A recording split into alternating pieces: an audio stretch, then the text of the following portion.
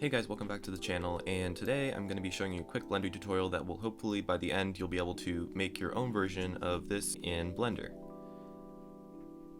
Alright, so to get started, you want to open the 3D Software Blender, and if you haven't downloaded that already, the link for the download will be in the description down below. And then once you opened it up, you can just hit General and we're good to go. And first of all, once you open Blender for controls, it is middle mouse button to rotate, scroll to zoom, and shift middle mouse to pan around your screen. And with this you can basically go wherever you want in your 3D environment, even inside the cube if you want to. And then this little thing right here is a light source, we'll get more into that later, and this is your camera.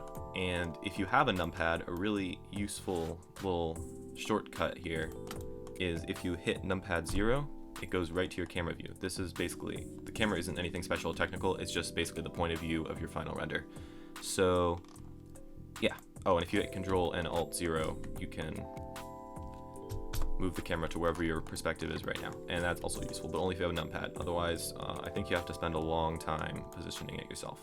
So yeah, and to start off for this project, we are going to start off by deleting the default cube, which you just right click and hit delete. This is because it's just a thing and not all features work on the default cube in Blender. And then you can hit Shift A to add a new object, and just under Mesh hit Cube. And yeah, so I'll start working on it and narrate what I'm doing along the way, so hopefully you can pick up some cool tricks and basically how to use Blender throughout the video and follow along exactly what I'm doing, or use the tools to figure out your own thing. So I'm gonna start out. This is our main toolbar over here, which is really useful. This is probably the one that you're gonna use most. It's called the modifier tab. It's the little wrench icon. Under add modifier, I am going to, actually not yet. Go tab to go in and out of edit mode. It's really useful as well. And basically what you can do is you can click on any of the points on your cube, and you can hit G to move stuff around. That's the universal thing. It's just hit G to move the cube around, or the different points. Hit escape to exit that, or you can go up to this little thing up here and select this, which just lets you select the edges, or you can hit this, which lets you select faces, and you can also move them around. Windows Z to undo, and hit tab again to exit that. And the first thing you're going to want to do in your project is save your file, and to do that just hit Windows S. It'll ask you to name your file. Doesn't really matter what you name it. And then just hit Save Blender File. And it will save it in a list of Blender files, so if you ever want to search for that somewhere on your Finder, you probably will be able to find it. So yeah, I'm going to start modeling and just narrate anything that's interesting along the way. Hit Tab to go into edit mode. And Windows R is really useful. It basically creates a loop cut in your model, creates a bunch of edges around it, and if you hit escape, it just centers it exactly like that. And then I can select the faces, hold down Alt to loop select, which basically selects all of them in a ring around your object. Select the end, right click, and hit delete faces, S to save, and then go over to this sidebar over here. And under this little wrench icon, you can see the add modifier button. And from there, you can add the mirror modifier, and this literally just does what it says and adds a mirror. So you can see that right there. Just mirrors it around that little orange point right there, which is called the origin of the object. And yeah. So now that I have that, if I tab into edit mode and I move one of the points, the other side will move exactly the same, which is good because then I don't have to do exactly the same thing to both sides. Just do it to one side and it'll copy it over. And also enable clipping, which basically means that it will make sure that the mesh doesn't do anything weird. That one point just stays in the middle. And I'm gonna start modeling a little thing. Not quite sure what I'm modeling actually. Select the face, hit S to scale things, and you can hit X, Y, or Z to scale on any of the X, Y, or Z axes. Like I'm gonna just do SC in this case, and I can just scale it on that axis. Just scale it on that axis. SX to, or GX to move this out a little bit.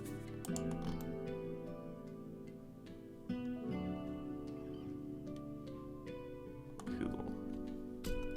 And then I can grab this face. I can make a couple loop cuts. The way the loop cut works is whatever edge your cursor is closest to, it will create the loop cut at a right angle to that edge. So if it was close to this one, it will create it at a right angle like that. If it's closest to this one, it'll create there. And you can scroll while you have this, while you've got it selected, while you have the loop cut tool on, and you can add more loop cuts if you want. And I'm just gonna have one, actually two, I guess, and just click to add them, and then hit escape to snap them to the middle, S to save, and SZ like that, then do that again for this side, so like that, and I actually won't do one in the middle because of my idea. Great. And then what I can do is inset the middle face by basically hitting E, and that will, it stands for extrude, and it basically extrudes your face in any direction that you want, like this. And it extrudes it by default. It will extrude it on the edge that it is facing, like that the face is, in this case it's facing in the x-axis, so it'll go on the x-axis. So I'm going to inset it in a little bit. Hit Shift D to duplicate object, and then just press the Y real quick, and it'll snap it to the y-axis. Then hit P selection to separate the object from the other one. Because whenever you never add an object while you're in edit mode, because it always attaches it to this object, so they're the same basically. They're the same object, which is annoying. So for this one, there are two things that I'm going to do to this, and I'll show you a shortcut to it. So I'm going to add a subdivision modifier, which basically just adds another point in between every other point, in between each point on your object, every 2 points on your object. And so I can turn up the number of subdivisions, and you'll see that sort of rounds out the corners. And if I apply it, you can see that there is, well, actually I'll show it to you without it. So this is the geometry without it, and this is the geometry. Well, that messed up my mirror. That also messed up my mirror, so I'll apply the mirror first. Oh yeah, and you just hit this drop down and apply, and basically makes the modifier permanent. And apply the subdivision, and if I tab, you'll see that there's a lot more geometry on my model now, which is great if you need to do something called sub-demodifying, which is a really cool technique that I'll show you later. For now, I'm just gonna undo applying the subdivision by just hitting Control Z or Windows Z, and then I can tab into here, select the points, select these points, because basically I want a little TV headed character, so I'm sort of creating the body for the TV here, and then this is going to be the window on the front of the TV, the little screen, the glass screen, because it's going to be old fashioned. And these edges are too rounded, because if you look at the side view, by the way, the little crosshairs up here, you can use this to select any view you want, which is cool if you need just a direct side view. You can see that this is not screen shaped, so what I can do is while I have these selected, I can hit N to pull up the menu for the object. And I think it's mean vertex crease that I can turn up, and it basically, this only works if you have a subdivision modifier on your object, but basically it forces the curves to flatten out all the way into the corners. I do the same with the top. And what's the point of adding the subdivision modifier if you're just going to be sharpening out all the corners anyway? Well, then you can do stuff like this. I can add a loop cut, and then can move this face out a little bit. Cool. Sort of. Maybe. Yeah. Instead,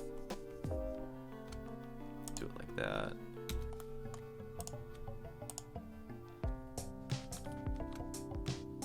And you can hit Windows B to bevel objects, but in this case I'm just using it to turn vertexes into more than one vertex. It's a cool trick for that. And for bevel, that just means it rounds out any edges. So if you select an edge, say, in your object, like over here, and you hit Windows B, it will basically bevel that object, and you can make it smoother or add more faces to that bevel by using the scroll wheel. And then once you just click and it'll apply the bevel, and now that's actual geometry, which is cool. But if you do that too much, it will eventually use up a lot of your computer's power, especially if you have a weak computer like mine.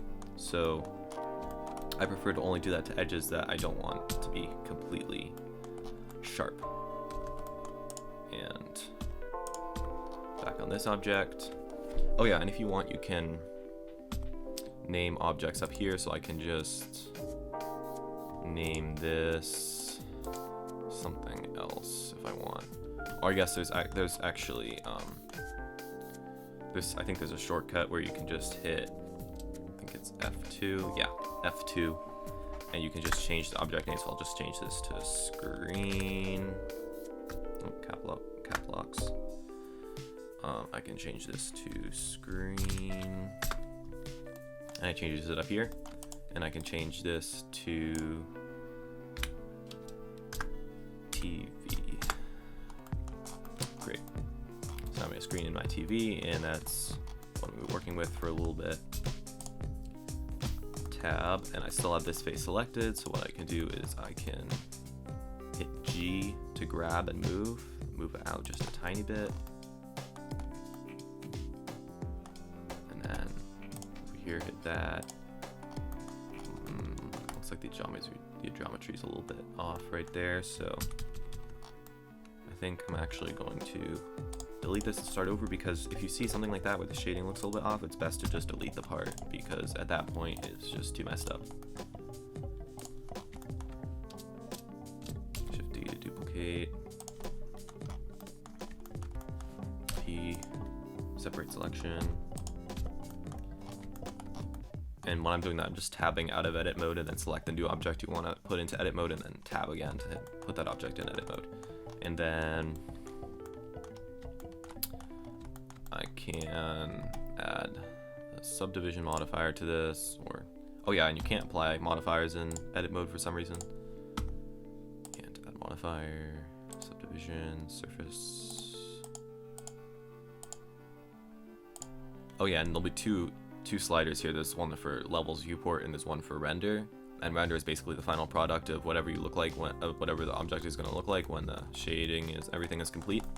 So you want the render number to be the same as the levels viewport.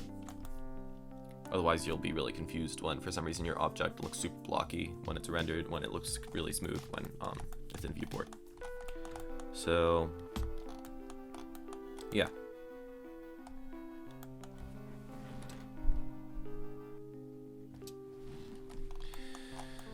Alright, so after all that, I'm going to tab into edit mode, some things before, select the faces, or actually if you just hit Alt and select, okay, maybe not, there we go, and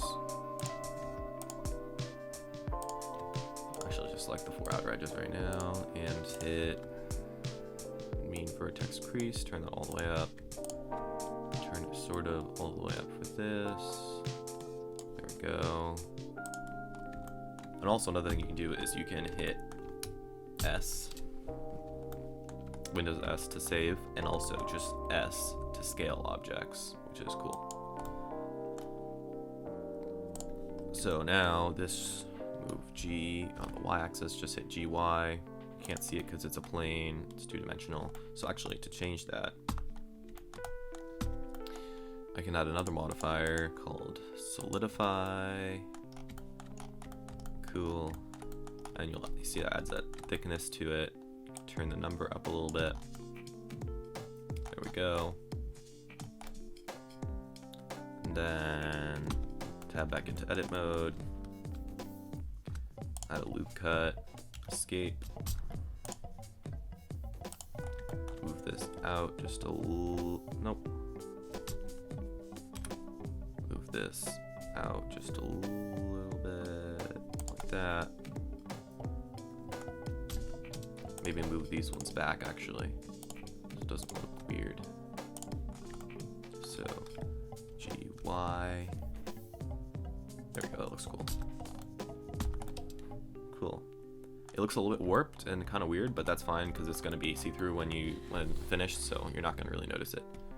Another cool feature is if you see, you can see the faces on this object. Like right there, you can see like there's a face here, this face here, and if you don't want to see those, then you can just right-click on your object and hit Shade Smooth.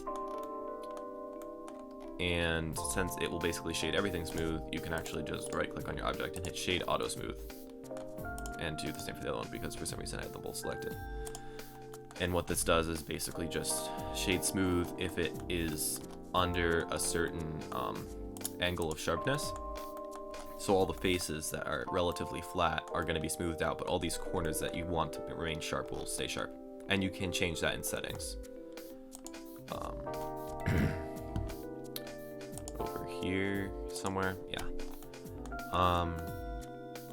So now I can GY to move that back into position. Cool, looks okay. GY, Windows S to save. And so now I'm going to be looking at the textures for my little TV thing here. And this is where it gets a little bit more complex, but don't let it freak you out. It actually really makes sense after you've been using it enough. So I'm gonna hit Windows S to save. And then up here in this little corner area, you'll see that there's this icon. Well, there's actually a row of icons. This one, real quick while we're here, this one gives you a transparent view, which is cool if there's something inside something else and you need to see it. This is just the wireframe view, which just gives you a view of all the different edges in your objects, and this one is a solid view that we've been on this entire time, and this one is the texture view, which will take a second to load, especially if you have an old computer like mine. And then you'll see the lighting has changed a little bit, and this is because it's actually applying what's called an HDRI to your model, which stands for High Dynamic Range Image. And this is basically a 360 image of pretty much anywhere you want, where it basically takes the lighting information from that image and wraps it around your model. So it makes it look like your model is in that environment. And more importantly, it lets you see the textures that you're applying to your model. So then if I hover up in the corner here, I can drag across the screen to split the screen. Over here, hit N again to get rid of that menu because it's just taking up space. And up here in this little corner here, you'll see this little orb hovering over a grid, and this is the 3D viewport. This is where you change the viewports. This is the symbol for the 3D viewport. And we want to go down to the shader editor. And so when you open this menu, what you're going to see is basically this big grid here. And nothing is in this big grid until you select one of your objects. And you go up to this little plus icon labeled new, and you hit new. And this little list up here is basically just a list of basically all the different attributes of your object. And excuse me, everything stands for a different attribute of your object. So there's the roughness, and if you turn up the roughness, object might get a little bit more shiny if there was other stuff in the scene. If you turn down the roughness, there we go. Now it's a lot shinier. You can almost see the HDRI in the background. There's like trees or something. And then you can turn up the metallic, and that makes it basically metallic. It makes it metal. Quick tip, nothing is ever 50% metallic. It's either 0 metallic or 1 metallic. So if you want something realistic, always turn it all the way up or all the way down. And there's all the other settings like the roughness, clear coat, which basically just makes it, yeah. Those are more subtle ones, but then that's a big one. Turn the metallic down. Turn the roughness all the way down. It is all the way down. A couple other big ones are the transmission, which basically is the translucency of your object. And it might take a second, but if I turn this up, it will basically make your object translucent. And it's not showing anything right now because basically what it's showing is the HDRI through the background, which for some reason is something that Blender just does. But it would be translucent. Like if you had something, let's see, Will work? No, it won't. Okay. But basically, in the rendered view, you'll be able to see through this object. It'll look like glass. And you can change the transmission roughness right here. For now, I'm going to turn that back down. And then there's the emission, which is basically if your object is a light source, and this is really cool, you just want to, first of all, you can turn the emission all the way up, and you can turn the emission strength up. And you can sort of tell, like, it sort of lost shading and definition in the corners, which is a sign that it's emitting some sort of light, and it is, but because this is not a very high quality render view, it's not going to show that until we're in the final rendered view, which I'll get to in a second. But for now, I'm going to turn the emission strength all the way back down again, go over here, and I'm going to basically make a metal texture for this object. So I'm going to turn the roughness is all the way down, turn the metallic up. And I want this object to have some scratches on it, or some imperfections. So this is actually pretty easy. It might look weird, but it's pretty easy. So all you have to do is hit Shift A. It's the same as in the 3D viewport. You just hit Shift A to add objects, or in this case, nodes. And you want to, under the search bar, you're going to want to search for a noise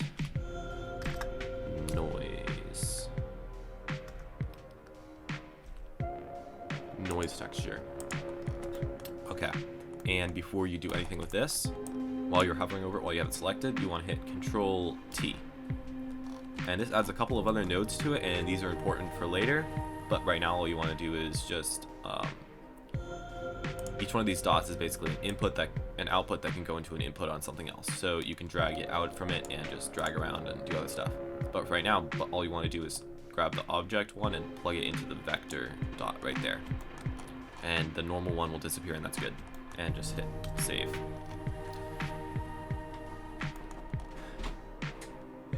Hey, I'm recording. That's why I had the door.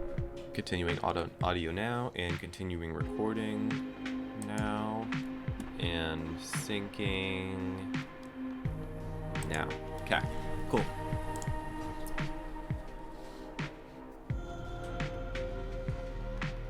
So yeah, once you have it looking like this, all you got to do is take this color icon and plug it into the roughness value in your object.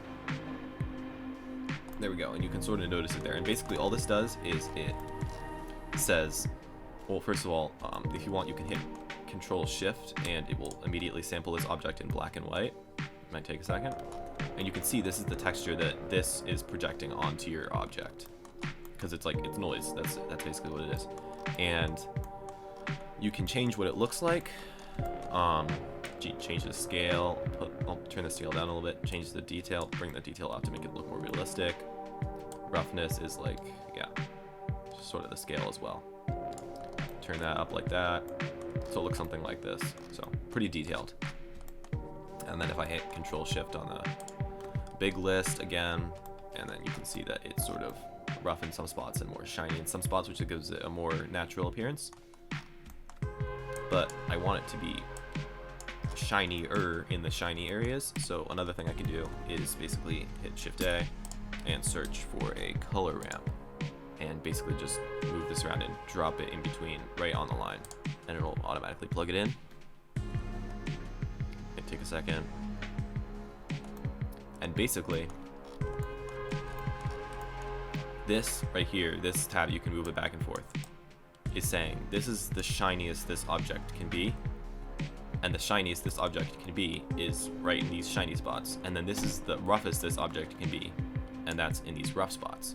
So if I bring the shininess area nearer to the roughness, then you'll see that it gets a lot shinier. And if you move the roughness closer, basically becomes less of a gradient. So if I move them really close together, it starts to look, the edges of the roughness are very defined, and it's either really, really shiny or really, really rough. Move it all the way. That's not something that could ever exist, probably. So I probably want it at something like maybe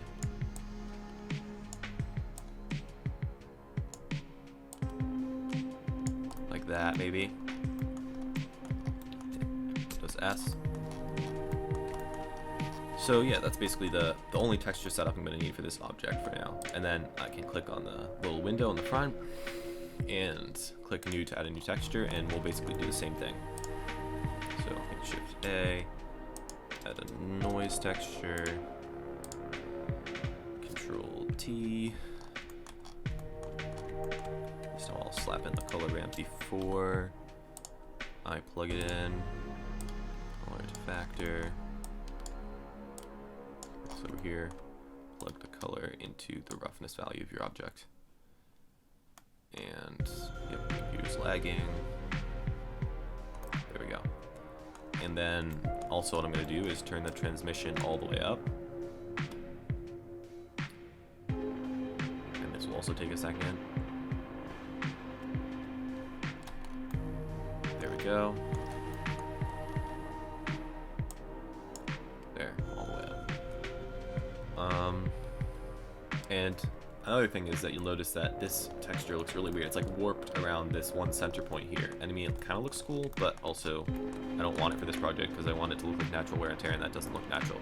So again, something that I had on this one is I had the object plugged into the vector instead of the normal or the generated like it's plugged into on this one. So I want to plug the object into the vector, and that should fix it. And there we go. Now it's more uniform. And then I can do the same thing with the other one. I can turn the scale down, turn the detail all the way up, bring the roughness up. And for this one, I want the roughness to shiny difference to be pretty pronounced because it's glass. So it's not gonna have some mildly scuffed up areas. So something like that maybe. Bring the roughness up a little bit. Something like that. I don't want it to be super rough because it's a nice polished TV window that's also been used a lot. So yeah.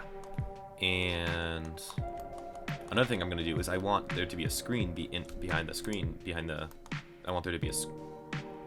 Another thing I want is I want there to be a screen behind the glass here. So what I'm going to do is hit GY to move the glass out of the way, and hit tab to go into edit mode.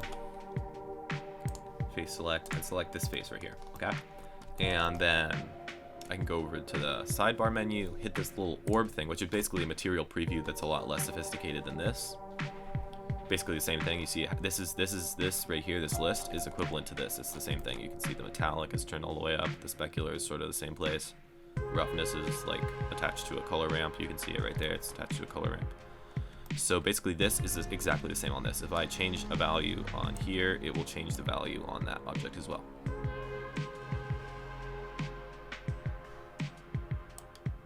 Great.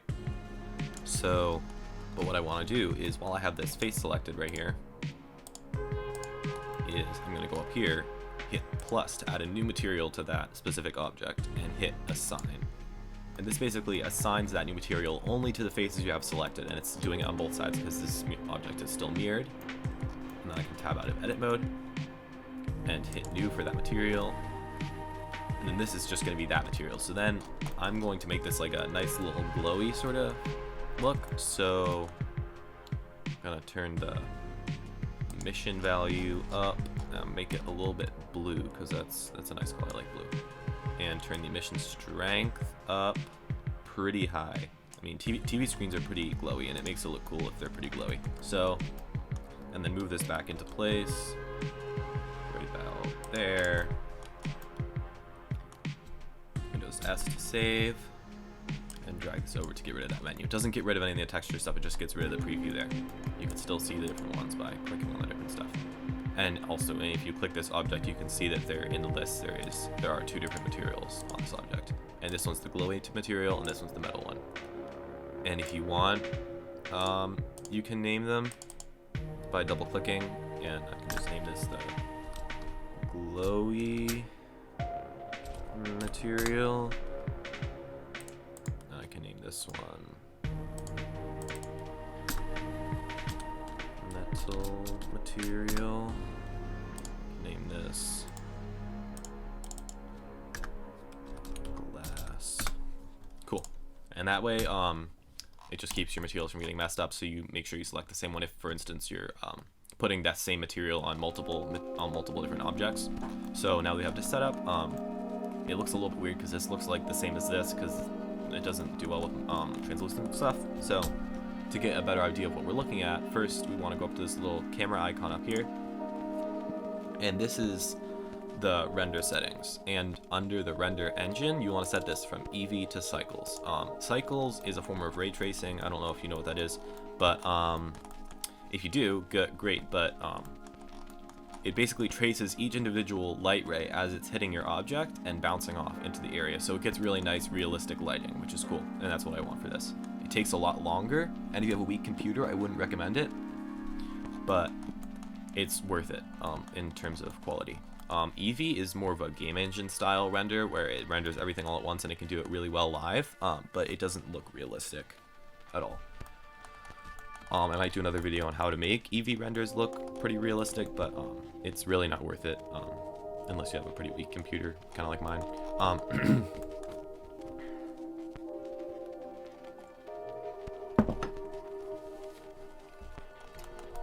Alright, so now, this right here in this upper corner again, you'll see the next button over, which is this little one that has a little bit of this ball, again, that has like some shading and some shininess on it. And this is the render view button.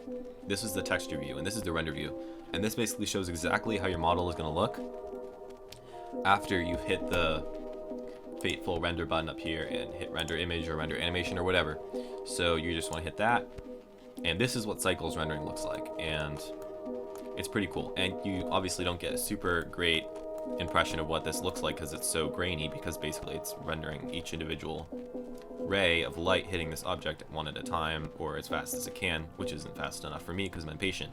So what I'm going to do, and this either sometimes it can slow down your computer, but also it will help you see your object better, is hit this little button in your viewing thing over here again under the render engine area, sampling. Under sampling, under viewport, select denoise, and this basically uses AI denoising features to basically get rid of that noise. It fills in the pixels that haven't been calculated yet. And obviously you can see my computer's lagging a lot more now, but if you want a clear image fast, it helps. Right now I'm going to disable it because I'm fine seeing it like this. Great. Windows S, and go over here, and this object has a lot of sharp edges, which I don't want. So hit tab, hit edges. I can select all the edges, and I don't want to be rounded, like all the corners. And this can take a while, but yeah, you gotta do it at some point.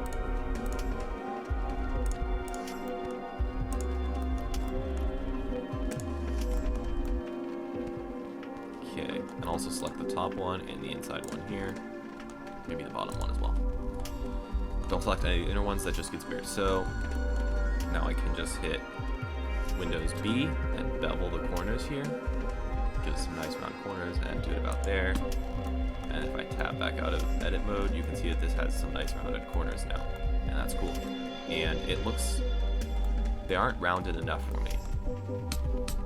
So do a little bit more. Turn the round up a little bit. I don't have very much geometry, so I can basically put as much bevel as I want on there, but since it's shade auto smooth, it'll smooth it out anyway. Very nice edges and stuff, which is cool. So, woohoo. Now, I can go back over here. Maybe it looks a little bit nicer. Cool. And now I can start setting up my scene, because this is going to be a pretty basic render, but the stuff that I'm applying in this video can be used for pretty much any of the stuff you're going to be doing in Blender. So first of all, I'm going to start off by deleting this puny point light because it's useless and no one will ever use it. Add a new light, or you can actually just hit Shift A and go down to light and hit area. And it's way under, it's inside so you can't see it, so just hit GZ and move it up and you can see this tiny little plane up there. And this is basically just a light emitter. It's just like a panel light, literally, like in real life. It's basically just like a fluorescent light tube. So if I move this down, you can see it there. so that's cool. But I basically want some nice ambient lighting for my entire project, so I'm gonna hit S to scale that up to basically cover my entire thing. And over here under the light settings in the side panel, I can change the color to be maybe a little bit warmer and change the power to go up. So it's going to be brighter basically. Change the power to go up to about there. Change the saturation, bring the saturation down. Bring the power up. Almost to be a nice bright scene. Cool. And in my opinion, this is pretty boring light setup, but it applies all the basic techniques that you'll need to use. If I had more time for this video, I would definitely add more lights, position them at different angles, maybe create some different lighting colors, which would create some cool contrasts and stuff. I've done that before. But for now, I'm just going to create a basic white backdrop and then hit render to see how this turns out. So you want to hit Shift A again, go to Mesh, and hit Plane. Hit GZ to move the plane down. And you can see this is basically just a two-dimensional plane on the ground. Hit S to scale. Cool. Hit Tab. Select that edge back there. Side view. And hit E. And then you can basically drag it up to like a rough sort of right angle-ish, maybe a little bit less. Maybe a little bit more. Basically, this is going to be sort of like a 3D version of like a real life green screen backdrop, or just like a gray backdrop, or in this case a white backdrop. And then I actually need to go back into edit mode, select this edge right in here, and hit Windows B, bevel that, turn up the bevel amount, turn up the bevel edges a lot, tab, and hit Shade Auto Smooth. Cool. So now I've got sort of a scene set up, which is great. I'm gonna S to scale this up more, GZ, because I don't want to be able to see that where the light isn't, like up on the wall here, because basically here you're able to see it'll leave a mark on the wall where you can basically see where the light is and where it stops, which is I don't like that right there. So I'm just gonna move it up pretty high so it won't be in the camera view. But yeah, I've got some nice light. I'm gonna turn it up. Power. Scale this up.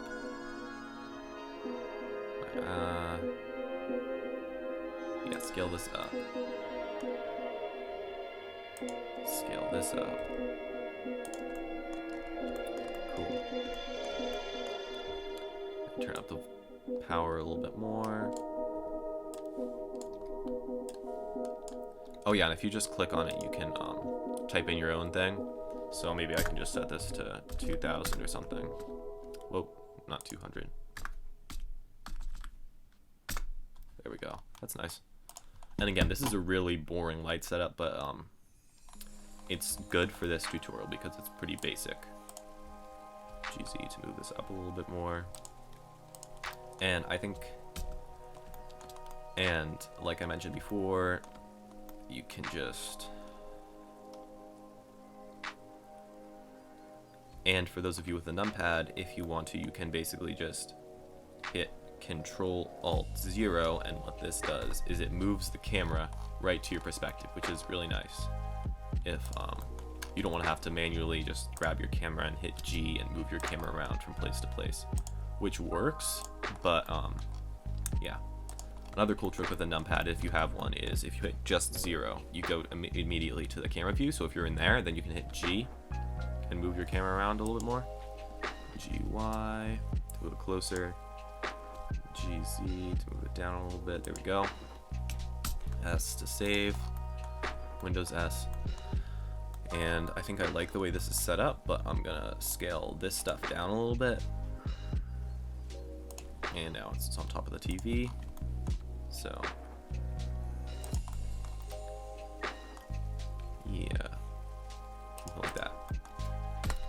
Let's look at the render view. Cool.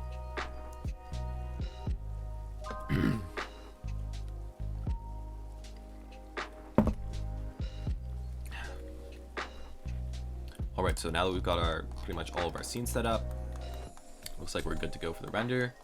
There are a few things you might want to set before you hit render though, or you probably should. Go over to this little icon. This is the render settings. This is the resolution of your camera. I'm going to bring my resolution, actually I'm going to keep it the same for this. You can bring it way up, as basically as much, you can bring the resolution to be as high as you want, but it takes a lot longer to render. Frames per second, frame rate doesn't matter, because this is just going to be an image, it's not going to be an animation. And so this is the output. So this is where your file is going to be saved to once it's finished rendering your image. So in my case, I'm just going to save it to my stuff. Yeah, just my stuff, that's fine. And hit accept, and it will save it there. File format, PNG is fine. If you want to use less file space, you can just choose a JPEG instead. Yeah, that looks about good. If you see any other settings you might want to explore, that's great. Aspect ratio is fine. And yeah, cool. Or actually, I don't want to render this yet. Also over here, what you want to do is go back to the camera icon, go down to here, change max samples down to something like 200. Because the samples is basically how many times it recalculates the light bounces, and if it does it too many times, it's just unnecessary and it takes up hours of your computer's rendering time. Especially if you're doing an animation, it's just not worth it. 200 is what I stick around for some pretty basic shots. If you have something that's really complicated, you might want to go up. Denoise is automatically enabled for your finished render, and that's good, that's great. You want that. And yeah, so then I'm gonna hit render again and render image, and this time it's obviously sample 0 of 200 instead of sample 0 of 495 or whatever, 4,950 or whatever the heck it is. So now it's gonna start rendering this image, and this probably will take a while, so yeah, I'll be back in a little bit once it's finished rendering. Alright, and now the render is done, and if you do check your files and for some reason it doesn't show up there, you could just go over to image and go to image, save as, just save it to my stuff, and save as whatever you want again, and then it should be there. Yep, it's right there.